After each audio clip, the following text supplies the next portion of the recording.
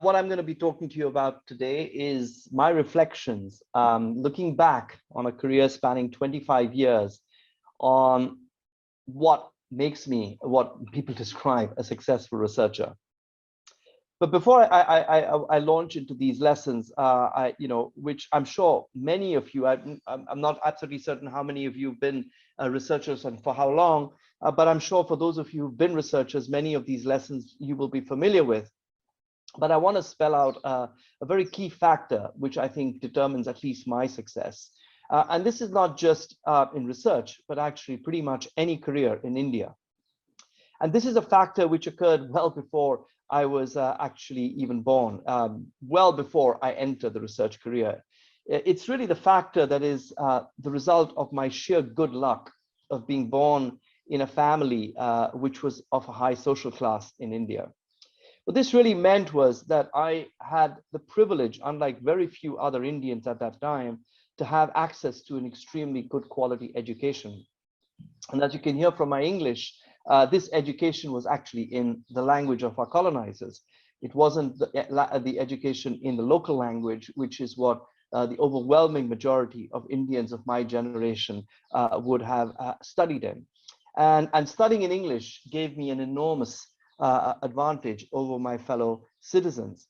This is a very important point to recognize, because I wanted to emphasize that we don't just simply become magically great researchers because of the hard work that we put in, but that many of the stories of success in our part of the world are actually scripted right at our birth, according to the accident of who and where we are born into.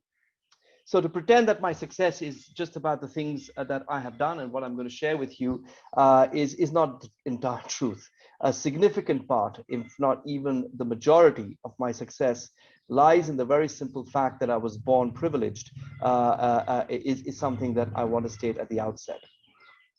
Now, being privileged afforded me many, many different opportunities, not just the opportunities of being in good health. And I think this is an incredibly important determinant of success, as I'm sure every single one of you will recognize.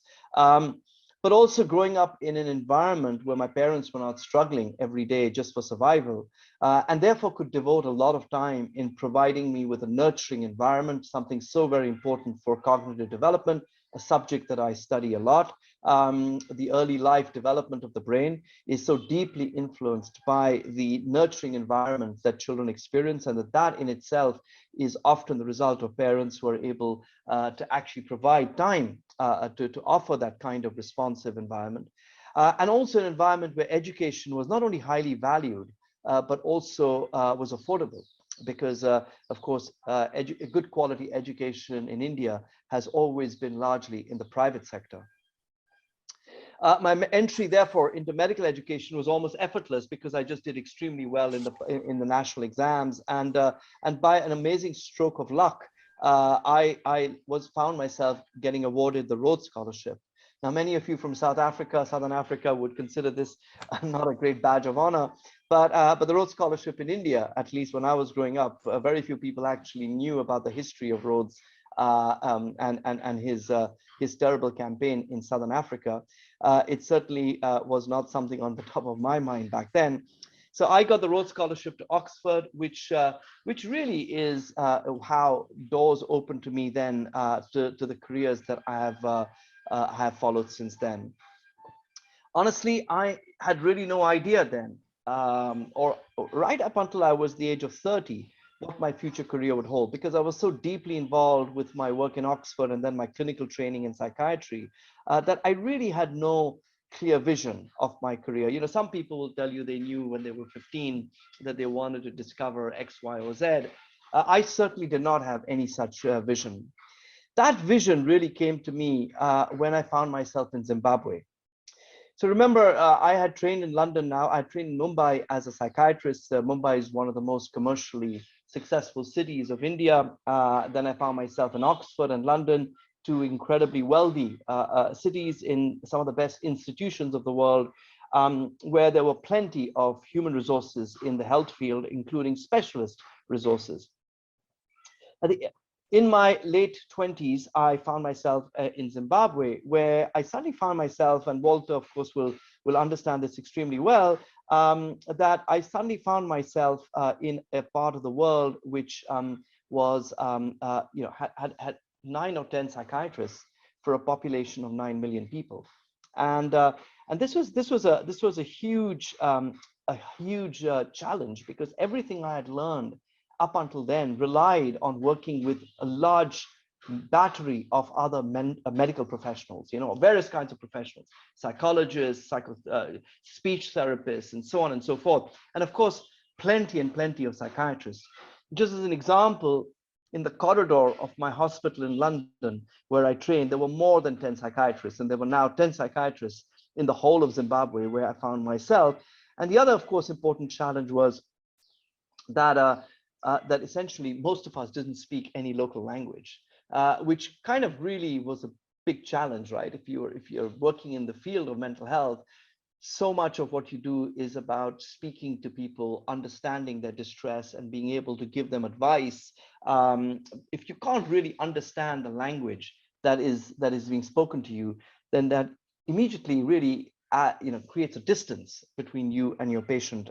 And unfortunately, this was what mental health care looked like back then. Maybe Walter can tell us later on how much it's improved. I know it's improved a lot, but really what the gaps are even today. So in Zimbabwe, I was also confronted, therefore, with a very, very different healthcare system, which needed radically different solutions to the ones that I was familiar with in Oxford and London. And it was here that my first lesson in building a research career unfolded. And this is perhaps the most important lesson that I have taken away from my career. And that is to find a problem which you're passionate about, and which is informed not only by science, but also the communities that you serve and engage with. Working in a country of 10 million people with 9 psychiatrists, a society where the diagnostic labels that psychiatry uses and which I was so accustomed to meant almost nothing to anyone in that population, even my medical colleagues, and where traditional healers held sway over the vast majority of the population, in fact, including my colleagues in the medical school. In fact, in my own department of psychiatry, I had colleagues who, when they were sick, would actually prefer to go first to the traditional healer, taught me that I needed to rethink the very essence of the practice of psychiatry altogether. And thus began my journey into what was then known as cross-cultural psychiatry, and which became known in more recent years as global mental health, a field that I personally have been extremely closely associated with. Many people would say I've been one of the key thinkers that led to that, to the emergence of that field. Now, after 2 years in Zimbabwe, which I think was the most formative experience in my career, it radicalized me actually in many ways, in terms of moving my perspectives from a narrow diagnosis-driven clinical psychiatry to a more community-oriented public mental health approach. I set up my program in Goa in India. This was in 1995 now. Now, many people have asked me why I chose Goa, and I have many reasons why I chose Goa. At that time, Goa, and maybe even now for most of you won't know where that is, Goa was a little backwater in India. It was really, it was impossible to even get there. The only way you could get to Goa was by ship. It was a former Portuguese territory, and it had one medical school that was attached to Bombay University. Basically, it was a real backwater. The only people who ever went there were hippies. And that might be one of the reasons why I chose to actually go to Goa. So I have many reasons, but the main reason I prefer to those to people, which I think may be more socially acceptable, was that this was a place which was open to working on mental health. And this was, one of the very many important factors that I loved about Goa. But I have to tell you that I first visited Goa when I was only 18 years old, when I was in medical school, when I took the ship from Mumbai, a 24-hour ferry ride to get to Goa. And I remember the first time I landed on Goan shores, I stepped off the ship. It felt like I was coming home. This is a very difficult experience to describe empirically. It's not a kind of a formula here. It was almost a sensation that I had that I can't fully explain other than resort to some kind of supernatural theory of previous lives, which, given the fact that we're a group of scientists, isn't really what you want to hear. but I still can't explain it. But what I can tell you is that even those who knew me from my medical school days will remember how I had this very clear vision, this single-minded dream that I would live in Goa one day. And so I did. As soon as I possibly could, after I completed my higher training, which included a PhD while I was in Zimbabwe, I came to Goa. And so this is really my second lesson. And this is, of course, not a lesson that's easy to follow for everyone, but I certainly have followed it very closely. And that is to be successful, follow your heart, and work in a community where you feel at home and find happiness. There's absolutely no question in my mind that for almost all my adult life, that has meant living in Goa, but also more broadly, living in India, a country, a place which I deeply identify with. Yet at that time, it was a backwater. You know, there was barely a phone line in Goa in the mid 1990s. As I said, it was impossible to travel to Goa other than taking a 24-hour ship journey. And so it would have been completely improbable that I could have built a world-class research program in this sleepy part of India. And I still had really no idea of where I was going with my dream. So the next challenge for me was to find ways to address some of the enormous shortages of mental health providers in India. And just as in Zimbabwe, you know, the shortages were not just immense at the national level, but particularly so in rural and remote areas. In many parts of India, there were no mental health professionals at all. And even though India had so many medical schools, and many people, including leaders in India, describe India as a factory, the world's factory of doctors and nurses, the honest truth was in vast sections of India's geography, there were no doctors and nurses to be found because, of course, they were all migrating to work in the US and Britain and so on. I found very little that was happening in India and in my field to serve as a guidance. It was then that I started looking around for other innovators who are grappling with similar human resource challenges, not in the mental health field, because there was no one working in the mental health field back then, but in other areas of medicine. I had already noticed that in Zimbabwe, there was some amazing innovation happening in the area of HIV care, particularly decentralizing HIV care, taking HIV care out of the hospital. And this was the mid 90s when, in fact, there were no antiretrovirals available. So most of the care was supportive care. And there was a huge amount of shift to supporting people with HIV. Ultimately, most of them would die, but at least supporting them with dignity in their own communities. I was very inspired by that, but I was also extremely inspired when I got back to India, and I found that India was a kind of a crucible of innovation, of public health and clinical professionals who were working in very remote and difficult regions of the country, trying to improve the lives of people ignored by the public system and often cheated by the private one. I discovered the pioneering work of people like Abhay Bang and his wife Rani Bang, and read books like a great book. I will just spell out the book. And for those of you who want to know my inspiration, the book was called People's Health in People's Hands, which was a remarkable collection of essays and stories about how innovators had gone into rural and remote parts of the country and essentially used community resources, people living in the community, to actually address health problems like maternal mortality, infant mortality, tuberculosis, and other very major public health challenges affecting the poor of India. This was my third important lesson, and one that I particularly was inspired by my colleagues in Zimbabwe and India, and later on when I joined the London School of Hygiene and Tropical Medicine. And it is that we need to open our minds to other disciplines. This is where you will learn the most. This is where you'll be inspired the most. Step out of your own disciplinary comfort zone and be ready to be inspired by people from outside your discipline, both in terms of other areas of medicine and public health, but also for those of us working in mental health, by stepping out of psychiatry and being inspired by other fields of mental health like psychology, social work, and of course, the lived experience of mental illness. These innovations are all guided by an ideology. And I think that ideology has been very important. I really began to acquire that ideology during my days in Zimbabwe and moving on then to India. And that ideology was that health is a fundamental right. It's not a commodity to be sold to those who can afford it. It's not a charity for the government to dole out to the poor and the weak. Health is not like a real estate where the rich will harvest the most and the best.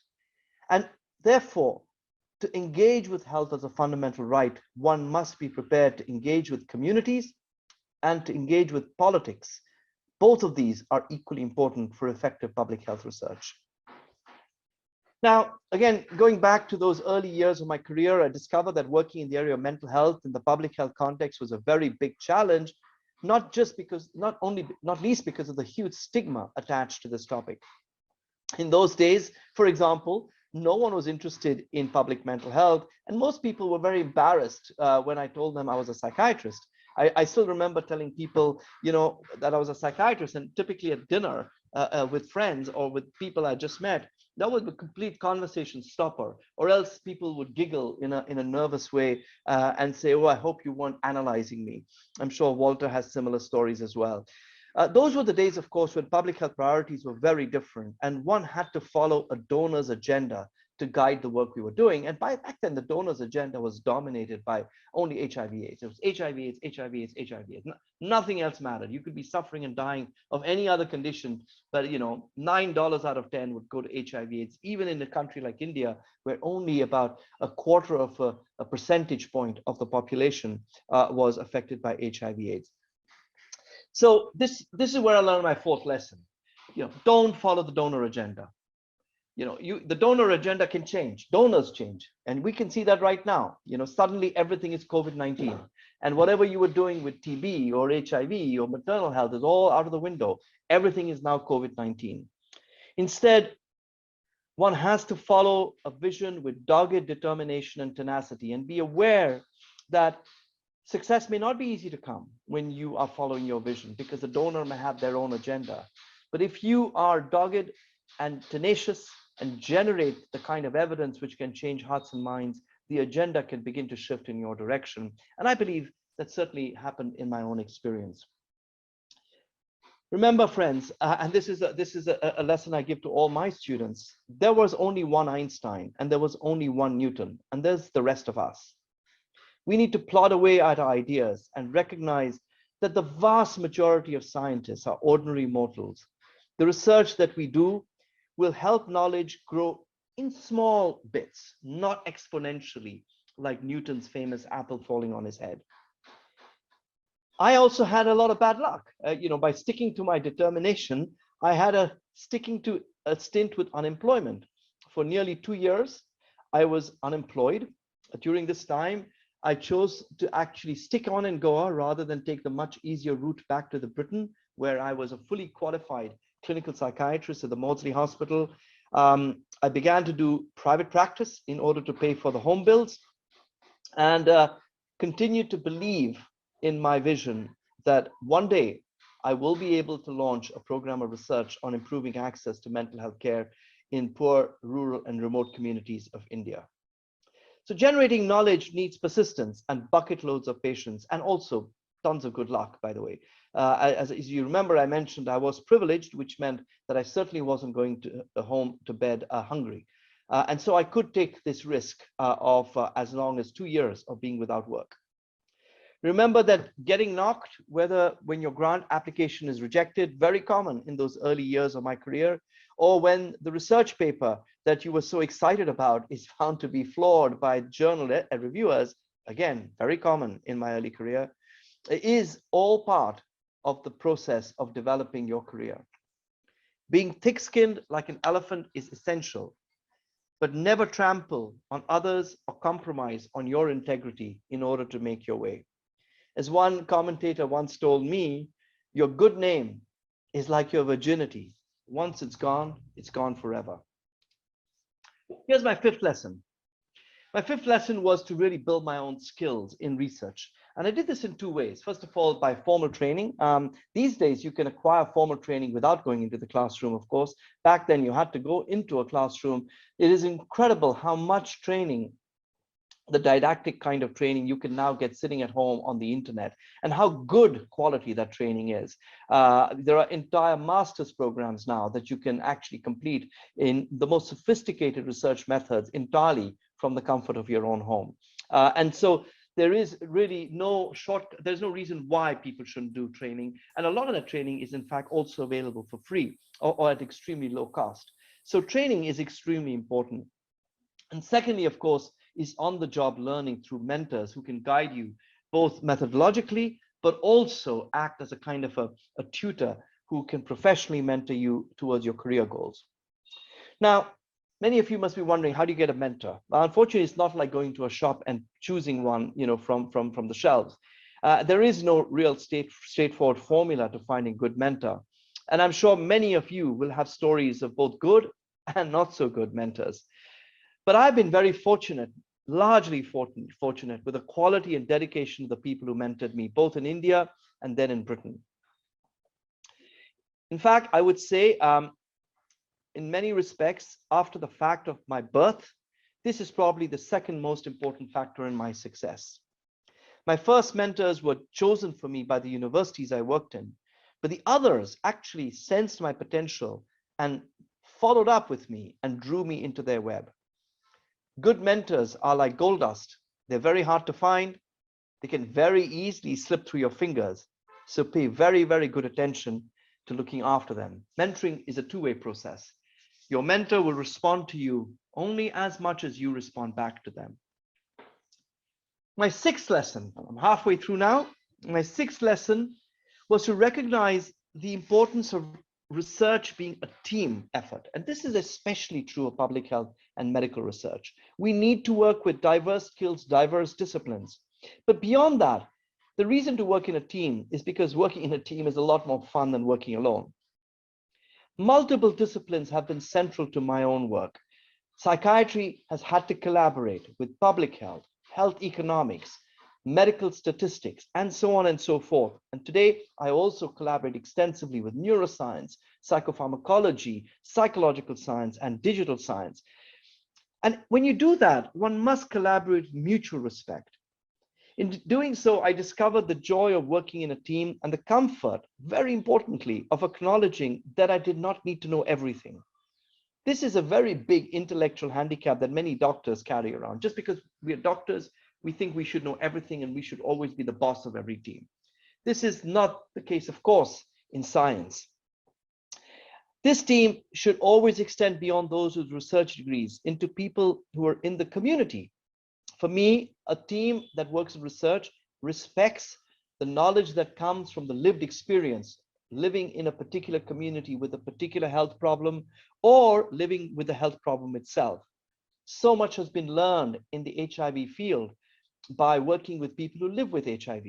And the same can be said of working in the field of mental health. Over the years, I have learned infinitely more from working in collaborative team and with communities than any classroom-based program. Learning and excelling in the skill of working with and leading teams is a key to successful clinical and public health research. Now, a key to working in teams is returning the favor of being mentored by mentoring less experienced members of your team. And that takes me to my seventh lesson. I have invested extensively in early career junior members of my team. This will ultimately be the most rewarding investment of your career as a researcher. Mentoring takes a heck of a lot of time and effort. It's a lot quicker for me to write a paper or proposal myself as compared to inviting an early career member of my team with much less experience to do so. But I've figured out that this latter approach is a much wiser investment. And if today I can sit back and see Sangat, the organization that I founded 25 years ago, thriving and growing, even though I now work and spend half my life in the US, it is entirely and solely because of the years of investment I made in mentoring younger people who now lead the organization. But also, I feel privileged that I am now a part in the story of someone else's life. And I've also built the foundation of sustainability of the work that I'm so passionate about. It is only through investing in people that you can achieve your eighth lesson, and that is the need to build institutions. It's not only good enough to build individual careers, because if you don't build the institution, soon enough, those individuals will get frustrated and they will migrate. I found this is a very big problem with many of the career development programs, capacity building programs that are run in Africa and Asia. They focus only on the individual. They don't really look at building institutional capacity. And I think that's a problem, because ultimately people need strong institutions to work in. Over the years, I've been involved with the establishment, not just of a new institution, Sangat, which I, as I mentioned, co-founded in Goa back in '96, but also in building the capacity for public mental health research in the London School of Hygiene and Tropical Medicine and the Public Health Foundation of India, both academic institutions where I held academic appointments. Sangat today is one of the most prominent global mental health organizations in the world. It won the World Health Organization's Public Health Champion of India Award in 2016, but it began in a very humble way. 7 friends, all clinicians, putting together the rupees 10,000, which is peanuts today in India, into a little kitty to start a child development center in a 1-bedroom rented apartment in Goa. Today, Sangat has 3 major hubs working in more than 6 states of the country with 300 staff, working with several state governments around the country and producing science that is changing policy and practice both in India and abroad. When I joined the London School in 2000, I was the only person working in mental health, and I left 17 years later with a center with more than 70 faculty members involving 2 major London institutions, a full master's program in global mental health that now is the most popular in the world with more than 200 applicants each year, and research collaborations in over 20 countries. But just like mentoring people, building institutions takes a ton of time and patience, because you've got to really engage with the bureaucracies, administrations, leadership, and build management systems and partnerships. And this requires enormous amounts of patience and tolerance, and also abilities to negotiate and manage different personalities and sometimes frank conflicts. But just like mentoring, it'll be one of the most valuable investments of time you can make to support, facilitate, and sustain your research. Coming to an end, my last 2 lessons. There's no point in doing research, really, if you're not able to communicate it effectively to the audiences who can use it to make a difference. And this is my 9th lesson. To become an effective communicator, in particular by investing time in building your skills in writing and speaking in public, or these days, of course, communicating on digital media, being able to do all kinds of things like Twitter and so on. I have to tell you, I have never done it.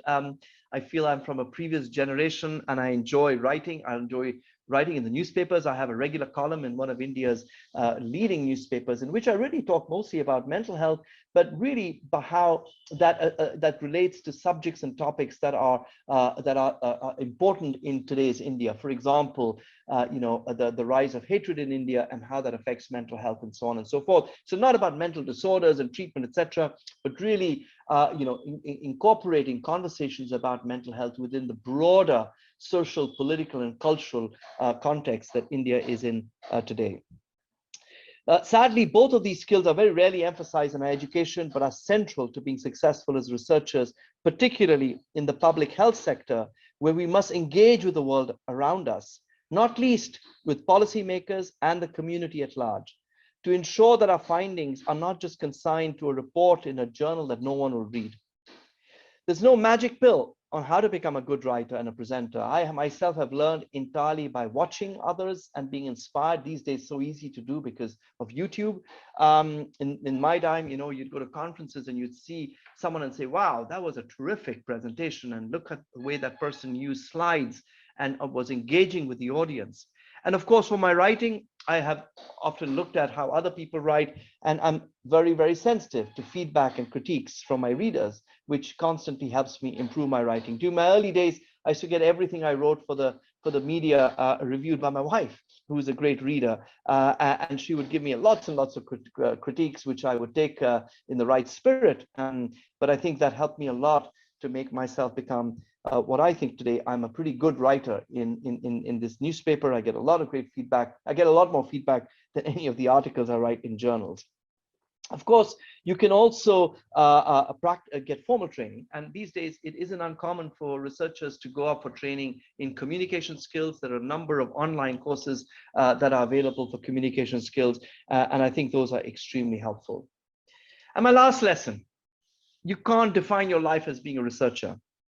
The 10th and final lesson is that you carve out time in your schedule for yourself to replenish and rejuvenate your inspiration and creativity, but also to manage all the difficult emotions that inevitably arise as in a research career. You know, research is a pretty uncertain career. There's a huge amount of risk we take when we become researchers.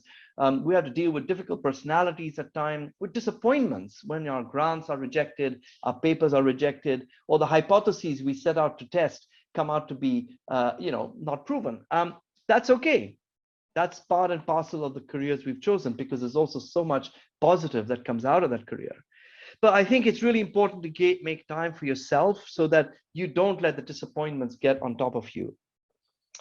So what are my greatest pleasures? How do I spend my time replenishing myself? But most importantly, swimming has been a lifelong sport for me, and it's a very big reason why I live in Goa. The weather is perfect for swimming year round. I love cooking, I love traveling, and I love watching movies and reading books. Well, I can't say I've been 100% successful in finding the right balance between work and pleasure, particularly during the early years of my career. I must say that I feel a lot more closer to that balance today. And there is no doubt in my mind that it would be impossible to succeed in your research without also being successful in finding time for yourself and the others who matter before you. So here are the 10 lessons. I'll keep that on screen for a few moments, and then bring down the screen so we can chat. I just want to conclude a question that struck me when I was preparing for this encounter with all of you was whether I would do anything differently from where I was 25 years ago, given all that I've known in these last 25 years, all these reflections. And if I had to start my whole research career again, was there anything I'd do very differently? Well, there are no doubt there are things that I might put more or less emphasis on. For example, I would love to have spent more time in rural India. Although Goa was rural India, it was a very privileged part of rural India. And by rural India, I really am referring to parts of the country which are extremely impoverished, which have very, very few resources, and oftentimes also parts of the country that have very high rates of infant maternal mortality and so on. I wish I had an opportunity back then to spend a lot more time in rural India than I did.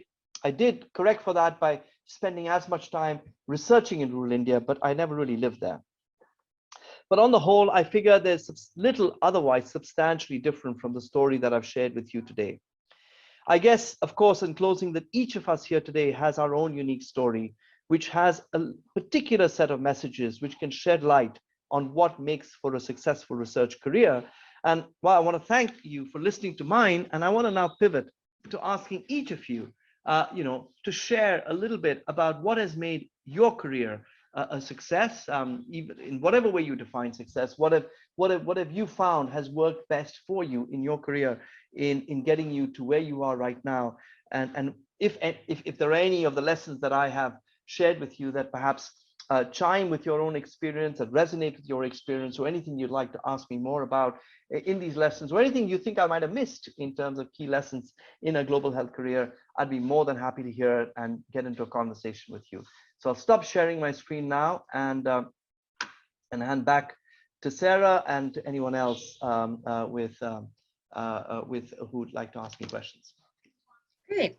Thanks so much, Vakim. I think that's a really interesting way to view it. All the different lessons that we've learned, and it's good to see. We had this with Koresh as well in our last session. The emphasis on sort of that balance that you find in life between your career and your own personal experiences and enjoyments. I think probably what we can do is open up the floor to questions from anyone. Either if you just use the little hand up symbol, or if you want to type any questions into the chat. We've got some quick introductions from a few other people who joined us via the chat, and I will just give everyone a minute to think about it and maybe just have you answer a quick starting question to get this going. Working for both sides of the discussion. maybe if you want to discuss a little bit how in balancing your career and life, how has that worked for you? You've mentioned that your wife is also a medical health professional. How did you find balancing your own experiences as a couple, and for her working as a woman in areas of health? How did you manage to balance that particular side of your your experience as well? Well, I have to say that, she's not here, so that's a question. I'm sure she'll have her own answer to that. It wasn't easy. I will say that it wasn't easy at all. Because certainly in coming first taking her to Zimbabwe and then to Goa in India was always it was my motivation that took us as a couple. But it wasn't always the right time for her own career, because she was 2 years junior to me in medical training, and so there was always a lag for her as well, and she's had to make huge sacrifices, in that journey. So what I would say is that it does require a very tolerant a spouse if you're dragging your spouse around different places. It also requires a lot of sensitivity on the part of my own part, to be recognizing that in pursuing my own dream and my own passion, that may not always be the same dream that my spouse had. Today we're all in a very good place, because my spouse, as a pediatrician, has focused on developmental pediatrics. And so her work is primarily in early child development, autism, and other childhood disabilities. And there's an obvious overlap between that area and my area of interest. And so we find ourselves actually working on some common areas. We also have our completely distinct spaces as well, but there are certain areas we work together. And so that's actually made it a lot more fun. But there was definitely a bumpy period during the years when both of us are trying to establish our careers, plus of course being a family. Inevitably, the person who's ahead, maybe not inevitably, it is the case in my case, is that she also was the much more prominent parent, and so that's that of course is another acknowledgement that one has to make. One has to be conscious of the unequal opportunities that affect men and women in situations like this. So thank you for asking that question. It's a really important one. All right, great. We have a question from Simbarashe. He said, thank you for your talk. And it's apparent from your talk how passion carried you through many difficult or unproductive times. His question is, how do you keep that flame of passion going? Yeah, it's Simbarashe, there are many things I've thought about. How did I manage to spend 2 years unemployed? And it is the question that I look back and I think, what was going through my mind back then when I had a job at the Maudsley Hospital in London, which Walter will know, being a psychiatrist, was really the mecca of psychiatry in the world. It was the #1 place. 1 out of 100 people got in the residency program. I trained there and I had a full consultant position there, which I spurned to stay and become unemployed in India. So it's hard for me to really explain. I guess it was what I think of, life is full of decisions where you have, remember those cartoons, you have like the angel and the devil, and then, they're arguing with each other. You have a choice. Should I pack my bags and return to England, which is what everyone was telling me to do? You're crazy. You're going to ruin your whole career by sitting in this backwater.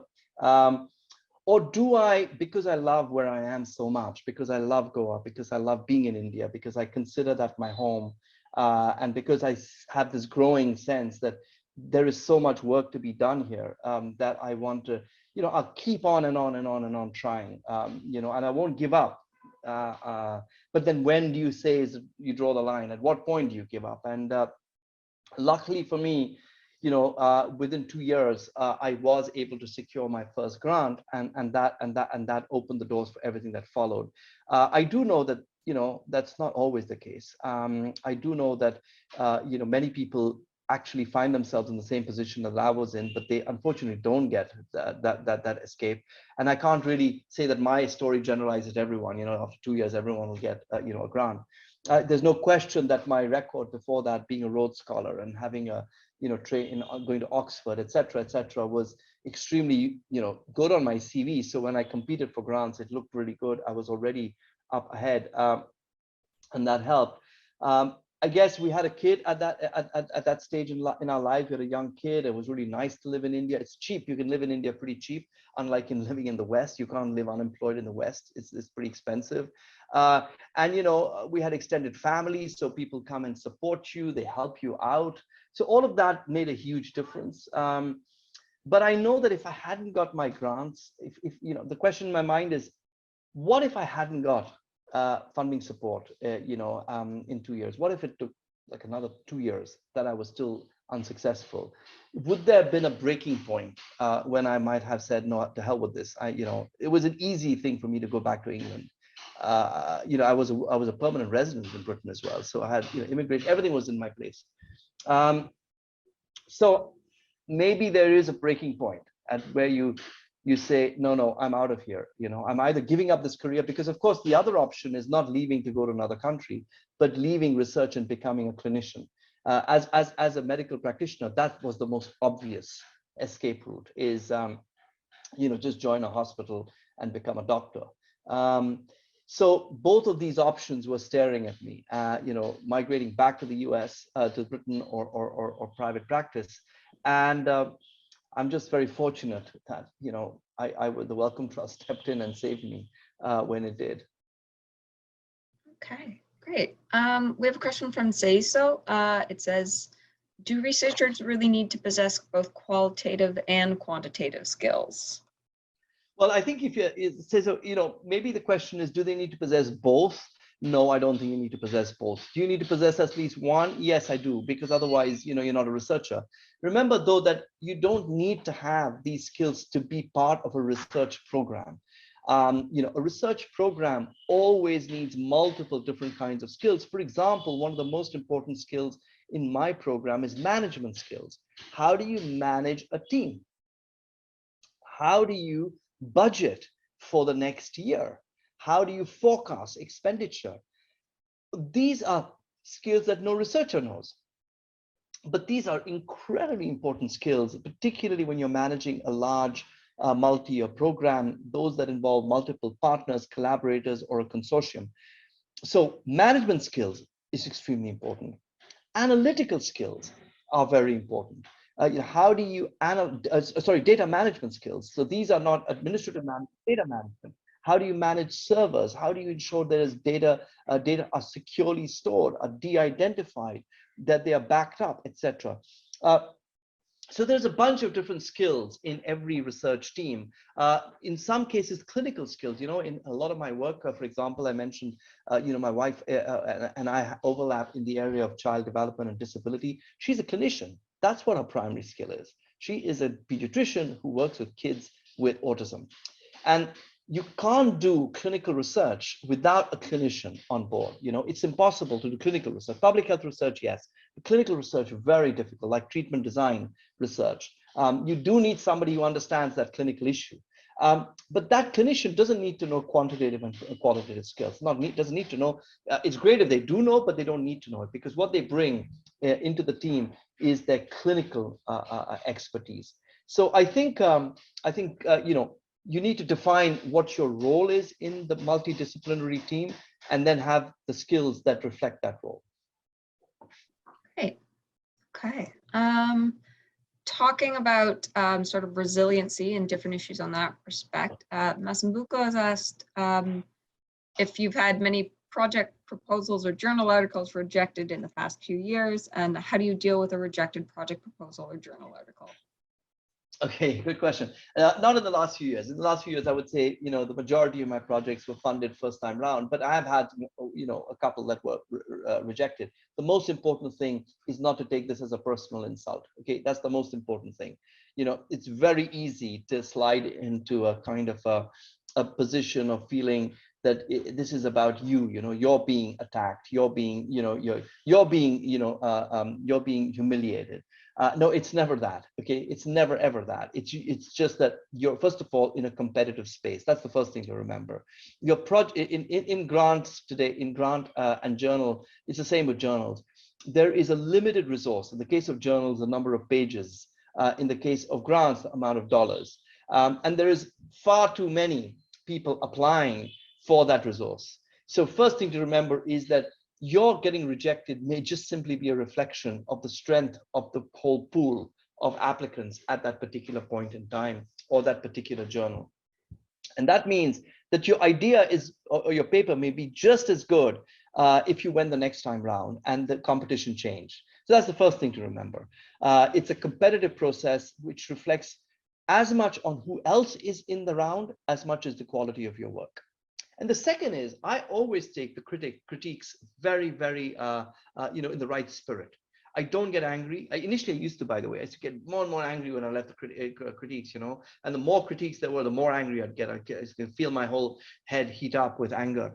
Now I just look at them and in a calm way, and I say, okay, this one's a good point. This one's not, it's rubbish. This is a good point, rubbish, good point. And the good points, I will then incorporate in a revision and go back again. Because the point, in my experience, I can only think of over my 25-year career, only a couple of times where a particular idea I have not seen funded. I've always gone back because I was convinced the idea was good. And if I got rejected on a particular round, it was because I had presented the idea incorrectly. My methodology or design was not properly thought through. I didn't have the right team of collaborators, whatever the critiques were. And I would then correct that. I would address that and go back. And the same actually applies for journal publications. I have appealed journals. If I see that a journal has, I think the article is great, but the journal has unfairly rejected, I have appealed. Appeals don't work very often, but there have been occasions when appeals have worked for me. The second is just simply take it on the chin, recognize the journal space is huge. And that what you should do is simply look at the critiques, revise the paper as much as you think is needed, and go to another journal. There are tons of journals out there in every field. You'll find there's a pecking order, from the highest ranked journal to journals further down the list. I think it's also important to be realistic when you submit to a grant or a journal. Are you submitting at the right level? Not every piece of research you do goes to the best journal in the field. Certain pieces of research are like pilots, or their early phase descriptions. They go to lesser journals. So be realistic. Be realistic about which journal you're applying to. Make sure that the journal is the right place for the kind of work you're presenting. It'll help you get published quicker and with less disappointment. Okay, great. Sort of working a little bit on that. Walter, we'll come back to your question in a moment, but just linking through to Ruth's question. In your career, how exactly did you help those who are not privileged to achieve success as well as you did? And how did you get each team member to bring forth their diverse views in the face of tendencies to have research teams, sometimes dominated by one or two members? Yeah, there are two different questions. The first is about equity and diversity in your team. Well, all I can say is that I have myself, thanks to my upbringing, never ever been conscious of a person's identity when they came to me. And having worked in Goa when there was really no infrastructure here for research, I perforce had to work with people who were from Goa, who had no prior training in any kind of research or clinical work in the kind of field that I was working on. And so I got, in fact, my very first, it was just, I had no choice of people. And so whoever walked in the door with whatever background they had, as long as they were committed and interested in field research and in the subject of mental health, I would just recruit them. And then it was my job to mentor them. So I never expected ready-made products. I always expected raw people, but who had the potential, who had the skills. And, for example, one of the major skills I would have expectation of was fluency in the local language. Having worked in Zimbabwe and realized what a handicap I had not being able to speak Shona and Ndebele, that I said, if I have to do effective public health research, global health research, I cannot have somebody who knows all the p-values and the t-tests, but actually can't speak anything to the local patient or community samples. And so, that is the kind of awareness that I had, which was very important in building a team. I'm particularly proud today, that some of my mentees who started with me with just a bachelor's degree, like in home science, or a bachelor's degree in literature, today have tenured faculty appointments, not just in Goa's university, but actually universities in other parts of India. And it's a huge, it's like, for me, it's one of my greatest successes. So I believe that I have very consciously made an effort not to distinguish people according to their caste, which is a big deal in India, which of course I completely reject. Their religion, race is not a big deal in India, but certainly in the US it is, where of course we are also constantly conscious about the history of racial, disadvantage and segregation, which continues to affect US society even today. So all of these factors are things that, in our team, we have very clear policies about this. As you might imagine, in any progressive institution, very clear, uncompromising and transparent policies on discrimination in the workplace. And that also extends, of course, to sexual minorities, especially working in an organization that is concerned with mental health. Discrimination of any kind is one that we absolutely do not accept and will combat. There was the other question. What is the other question? One was about working with different people, but there was another interesting corollary to that. Yeah, the second question, I think, and Ruth can correct me if this isn't directly what she was intending, but how do you get team members to bring forth their diverse views in the face of occasionally sort of dominant personalities of one or two figures on a team? Yeah, so I think this is an important challenge, and inevitably, those members of the team who have more upper class backgrounds, who have had more international training, who are more fluent in English, all of these clustered together, they do tend to rise quicker. They do tend to have more of an authority in team meetings. And my tactic is always to ask people who have remained silent, what is your opinion? So for example, in our team meetings, we often have the counselors who are delivering the intervention in the team meeting alongside the researchers. Almost inevitably, the counselors are lay people who have maybe only school graduates, whereas the researchers, almost by definition, often have doctorates or at least master's degrees. And so there is an obvious class gradient in the room. And so when I ask, okay, what do people think about this strategy? You have to consciously make sure that you ask the individuals who are sitting quietly in the corner, hey, Lalan, can you tell me, what is your opinion? And you do that in her language so that she doesn't feel embarrassed to speak in English, which is not her language of comfort. So you actually make a conscious effort to speak in her language, and you make it clear that the meeting is multilingual.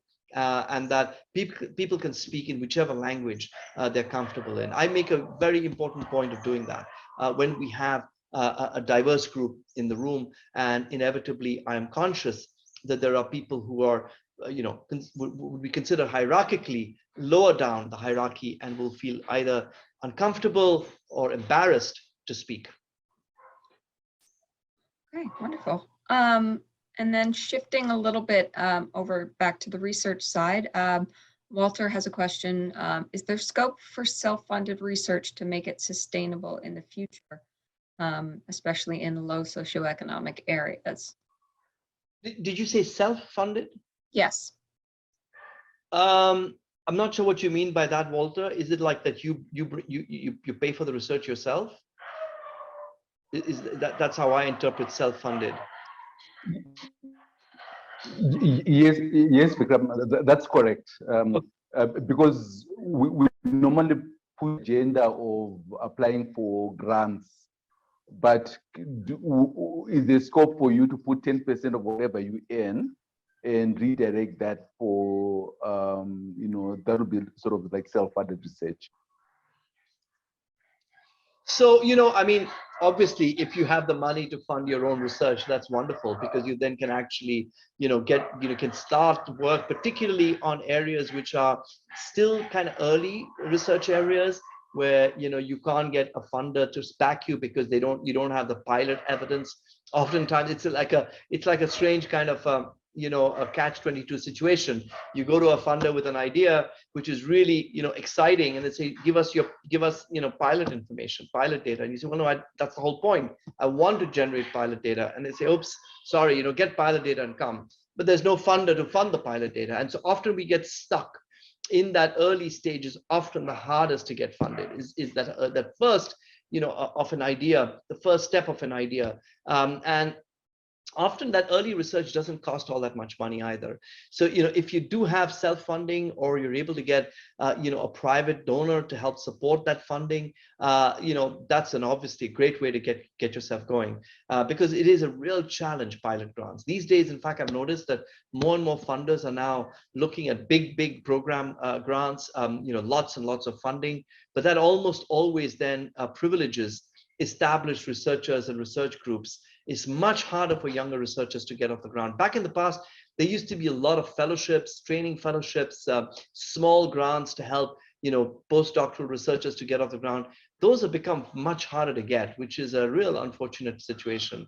The one exception I'd say is Grand Challenges Canada, Walter, I'm sure you know, they have seed grants, which are, not small, but they're not large either, which are perfectly suited for that kind of testing a new idea. But that's the only one I can think of off the top of my head. The NIH actually has ideas as well. Come to think of it, the Fogarty has a number of smaller grant opportunities for early career researchers.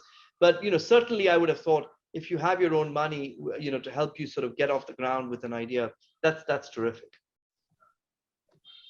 Okay, great. Don't know if we have any other questions to come into the chat, or if anyone wants to raise their hand. I have a quick question.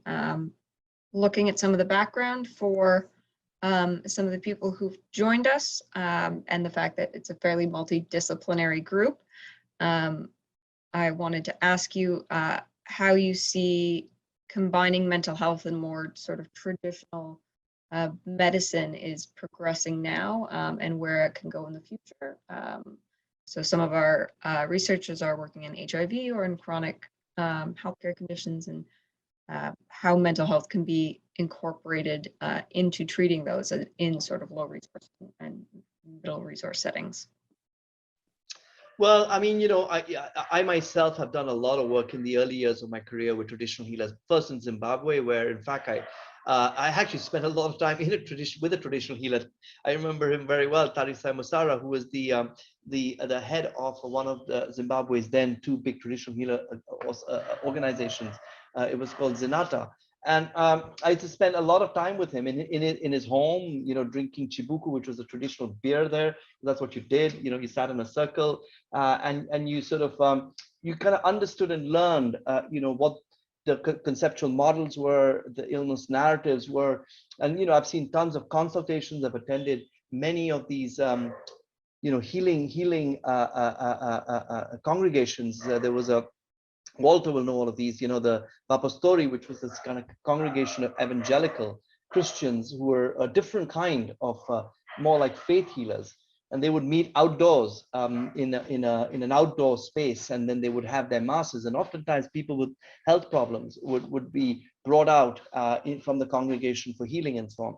And then when I came to India, the same thing used to operate here as well. So I engaged a lot with traditional healers, primarily as a way to understand people's explanatory models or illness narratives, because it was extremely important for me to be able to incorporate those in the clinical delivery models that we were developing. So it wasn't a direct collaboration with traditional healers. It was more about learning from traditional healers, how they engaged with people with mental health problems, what was the kind of, how do they establish a therapeutic alliance?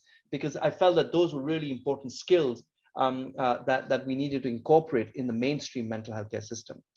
The most pioneering work on collaboration, actual collaborations, has been done by others. There's a very good example from Nigeria, where a large randomized control trial that was just published a couple of years ago, led by Oye Goreje from the University of Ibadan, showed that the mainstream mental health sector and the traditional sector could collaborate so that people with acute psychosis could be referred for pharmacological treatment based on assessments and navigation that was available at the traditional healer clinic. And they showed actually that the collaborative model, there was some other components as well, but basically what they showed the collaborative model led to much better clinical outcomes in people with psychosis in those traditional healer groups where there was a collaborative care model in place.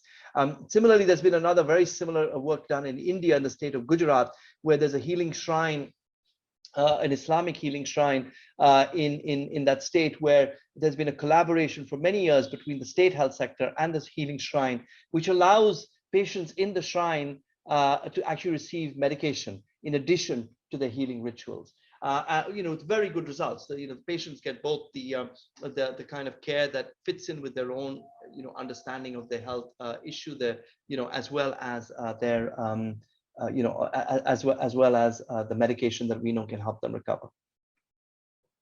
Wonderful. So I think you have about 15 or 20 more minutes. I know you've got another talk to go to. That's right. Yes. I'm going to have to go in about 15 minutes, if that's okay. Great. So if anyone has any final questions, feel free to put those into the chat or raise your hand. In the meantime, we've got a couple of old classics that we like to pull out when we're wrapping things up. Two quick questions. The traditional question of what's your best advice? I know we've had 10 lessons, but if you have sort of one particular tidbit that you'd like to share, that would be great.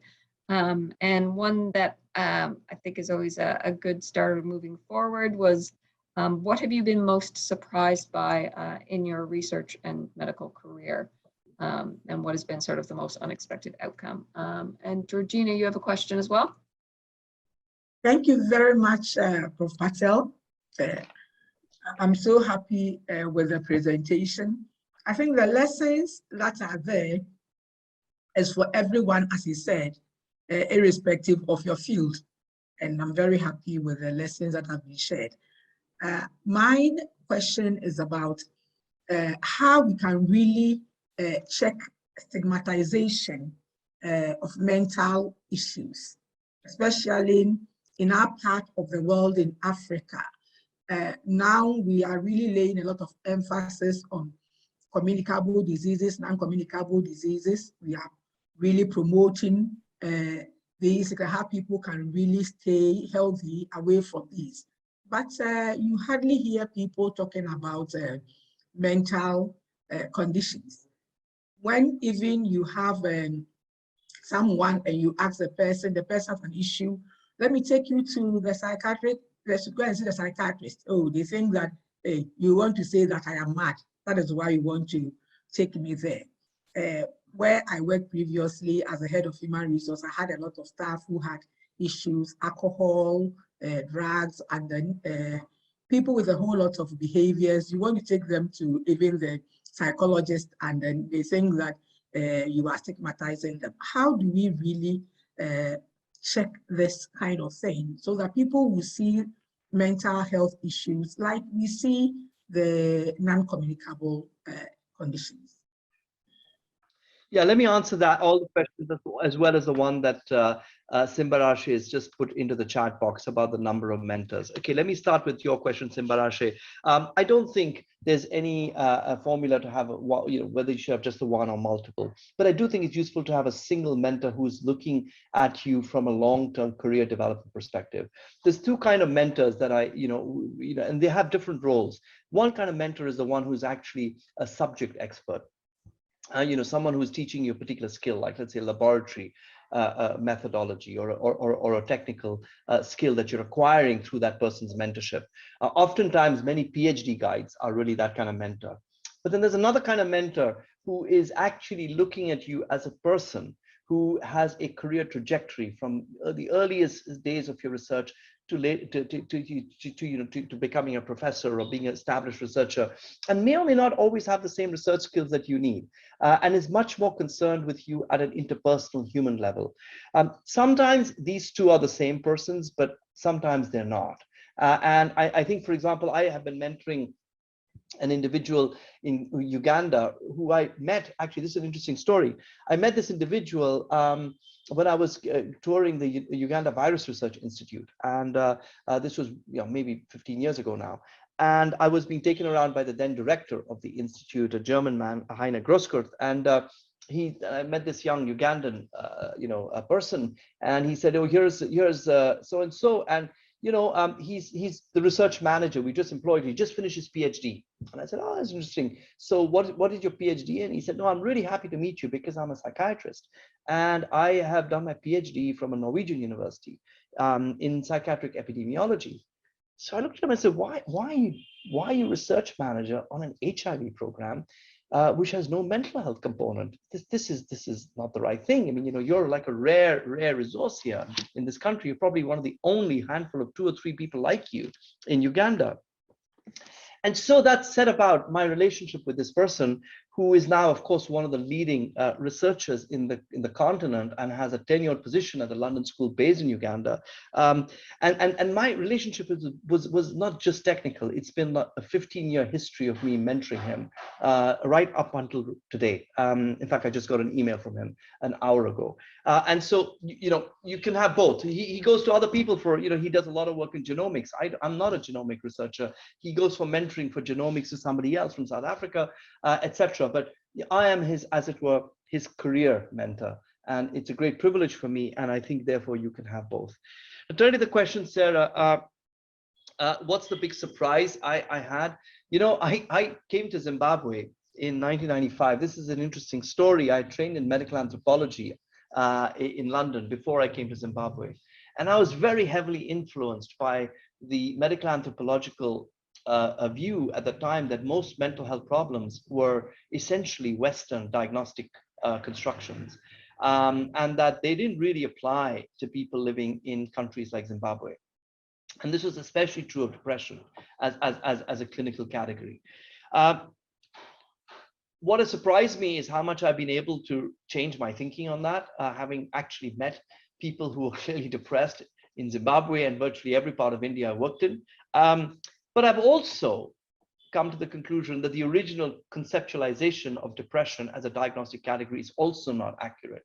So where I am today is somewhere in the middle, where I do recognize that the condition called depression occurs in all cultures and societies, but that equally the narrow psychiatric conceptualization of this experience as a diagnosis, as a disorder, as if it has a common biological basis, is completely incorrect. And for those of you who want to understand more about where my thinking on depression has gone, on February the 16th this year, the Lancet will be publishing a major new commission on depression. And I am the lead editor, along with Helen Herman, of that report. And I'd encourage you, for those of you who want to know more about the state of the art on depression, please do look at that. It'll be obviously for free because it's one of the Lancet commissions. And in many ways, where I am in that commission, it represents a huge shift to where I was when I arrived in Zimbabwe in 1995. And I'd like to say that the reason why I've changed, so I've shifted, is because of my work. It hasn't happened just because I suddenly said, oops, I think I'm wrong. No, it's basically my work has proven to me without any doubt that this condition is real. It affects the lives of people in India as it does in Zimbabwe. And importantly, that the psychological science theories that have underwritten psychological treatments actually work just as well in India as they do in the US. And of course, Walter's good friend, Dixon Chibanda, has shown they also work in Zimbabwe. And so I think this is an example of how science can actually address a very divisive, often theoretical and ideologically defined conflict or points of view or perspectives. Science has shown the way. Today, no one questions this anymore, right? If you think about it, 25 years ago, everyone said, oh, psychiatry and mental health is all Western creation. It doesn't apply to people in Africa and Asia. Today, nobody questions that. And I think the reason you have to ask yourself is, why is it that there's wide acceptance? It's because of the science over the last 25 years. And some of that has been my own work. The question of stigmatization, Georgina, very big question. For a long time, people have had the view that stigmatization is because ordinary people in the community have negative ideas and they've come out of nowhere, that they've come out of some supernatural belief or primitive beliefs. And that the way to actually correct that is by sending people messages through mass media campaigns, etc., about mental illness being a real thing and so on and so forth. I take a slightly different position on this. I don't think that mass media campaigns actually have done much. I think what is really the lesson I want to refer to is HIV/AIDS. I'll tell you, HIV/AIDS tells us really what makes a difference. HIV/AIDS, if you remember back in the 90s, in most of Africa and certainly in India too, people with HIV were feared.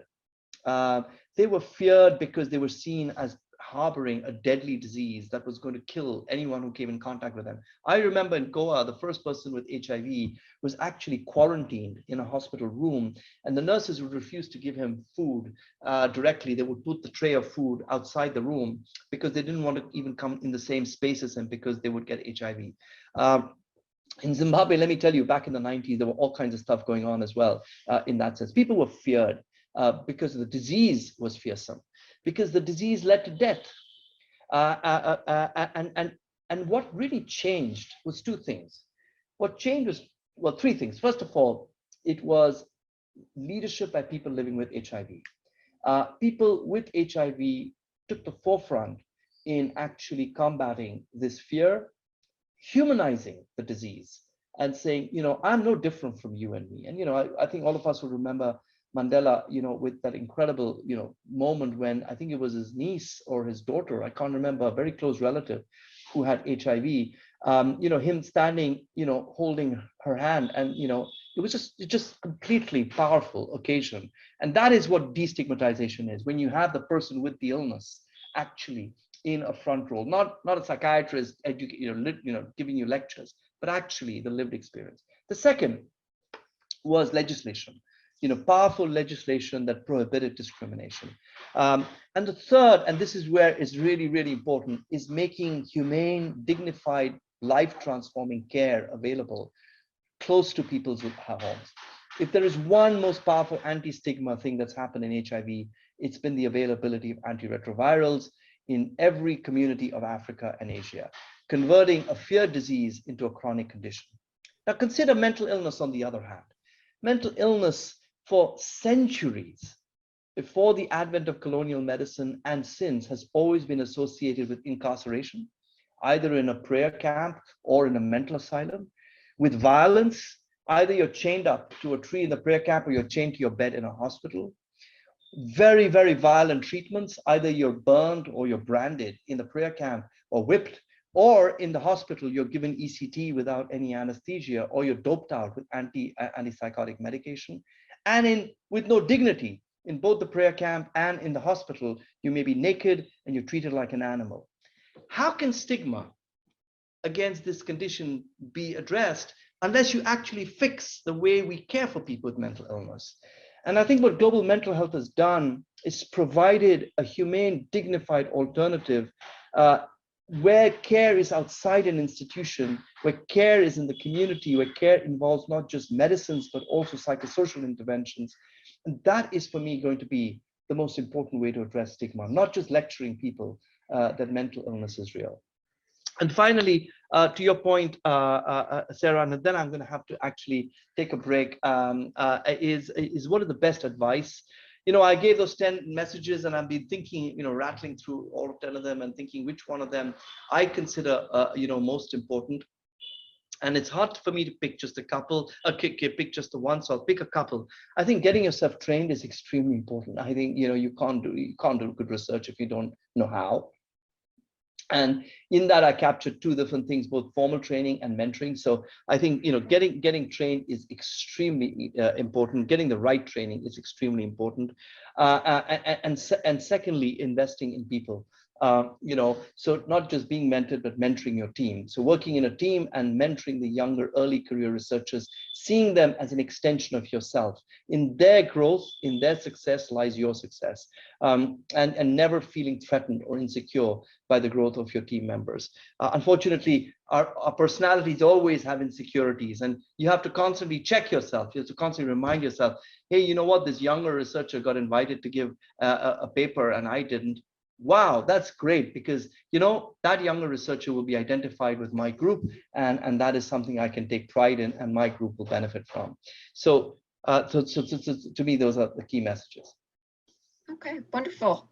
Thank you very much for joining us. I'm just going to turn it over to Georgina in a moment for some closing comments. For all of those who've joined us, thank you so much for dedicating your time to this. And we will be in touch with a recording of the session in case you had any connectivity problems, and with some other resources as well. So I'll just pass it over to Georgina for some closing comments. Thank you very much, Sarah. And AfriHealth is very grateful to Gedna for this opportunity. And I'm happy that we've been able to have our second session. Sorry you can't see my physical face because my camera is challenged. And so at least you see my picture there. So that is Georgina for you. And also, Prof, we are very grateful to you for your wonderful delivery. I'm not a researcher, but I'm a management person, and I've really learned a lot of lessons from there, as you indicated earlier, that this is not only for researchers, but for everybody who has a role to play in the research team.